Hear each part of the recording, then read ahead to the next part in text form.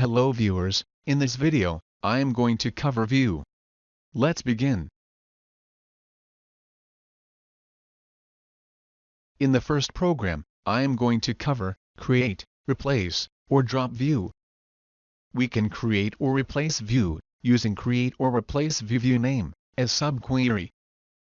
We can make the view, to check data before inserting or updating data through views, using with check option. We can make the view read-only, using with read-only option.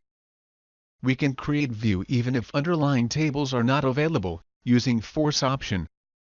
We can alter view to add, drop or modify constraint, using alter view command.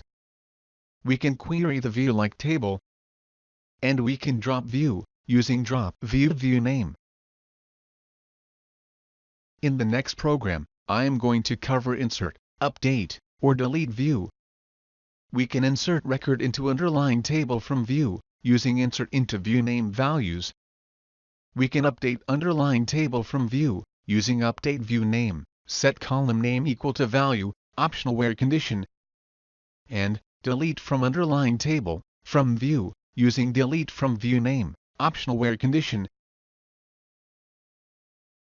In the next program, I am going to cover complex view. View created using aggregate functions, or views on which DML operations are not allowed, is called complex view. DML operations like insertion into complex view is not allowed. Updating complex view is not allowed. And deleting records from complex view is not allowed.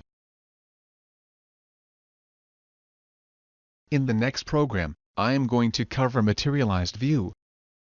We can create materialized view, using create materialized view name, build immediate or deferred, refresh fast or complete or force, on commit or demand, as subquery. We can query materialized view like table. And drop materialized view, using drop materialized view name. I hope you enjoyed the video. If you are preparing for interview, you can buy eBook on Oracle SQL interview questions, from the Amazon link given in the description below.